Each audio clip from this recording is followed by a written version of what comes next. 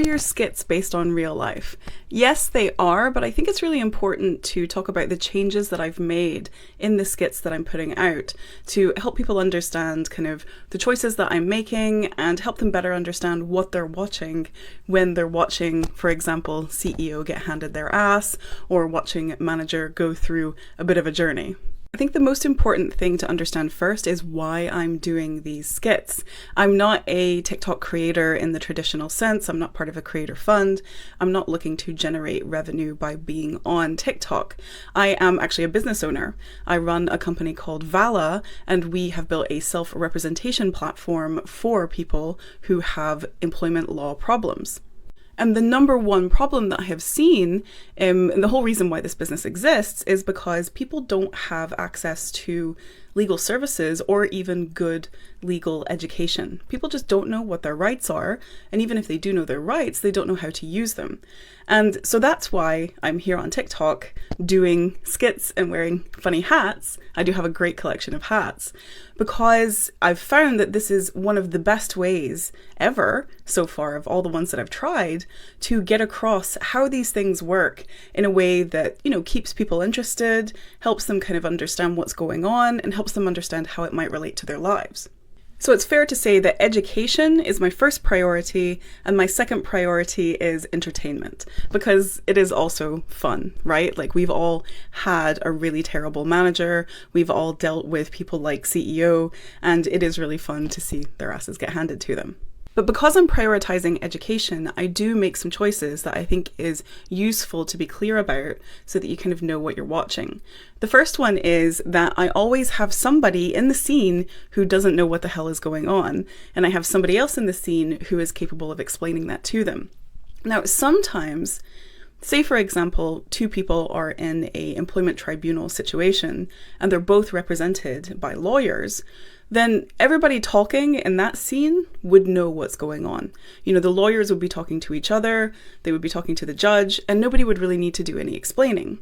So that's why, for example, I made the choice to have CEO represent themselves in the Ambush by Work skit, so that they actually had to ask all of the questions that would help me explain what was going on to you, the watchers.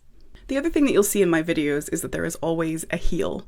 There's always someone who is saying the awful thing, or saying what we often hear out there in the world, or is saying the awful thing that we often hear inside ourselves. And I do that because I'm trying to address some of these dangerous misconceptions. I'm trying to tackle head on some of the awful stuff that we hear out there in the world that is either just patently false, misinformation, or it's just really damaging and not necessary. Another choice that you see me making is I am not actually showing the thing that happened in the first place. I'm not really comfortable coming onto a platform like this and trying to accurately or with any sensitivity represent the original harassment that might have taken place, or, super sensitive topics like that. So I typically try and, allude to what happened, but not actually go through it because, one, I don't think that I could really represent it very well, and two, I don't think it's necessary for the people who need to know what they can do about it. The reason I'm telling you about all of this, beyond the fact that I just want you to better understand why I'm doing these skits and what you can get from them, is to point out that the good guy doesn't always win, right? I do find that in general, society seems to think that the good guy never wins. And so people often, when they come to my company, they come with, the tiniest of hopes that they might be able to get a good outcome, and mostly depression, mostly cynicism. But I don't want to paint a picture with these skits that it's completely the opposite of that, that, people always win if they do the right thing. Unfortunately, that just isn't true either.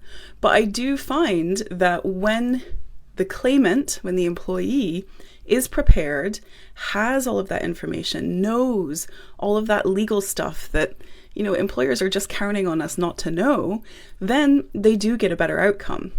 And so I want to kind of temper what you're seeing here by saying, this is a happy path. This is what I want to happen for everyone, but I'm not going to sit here and say it happens every single time. So yes, I will engineer situations to create opportunities to explain things. I might do things that don't always happen. For example, a respondent is almost always represented, but I chose to self-represent CEO so that we could get more explaining in.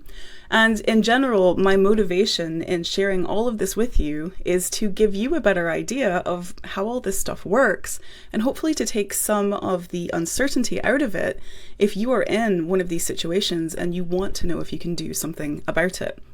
Now, if you can go and get a lawyer, please go and get a lawyer.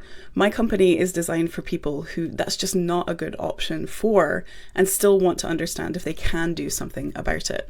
And we do have a free platform where you can manage all of your evidence and things like that. We also have some templates and things like that and some paid coaching services on top. But as you can see from my channel, my number one priority is just helping people understand that they even have an option and then deciding if they want to act on it. So I hope that's helpful, and I look forward to seeing you in the next skit.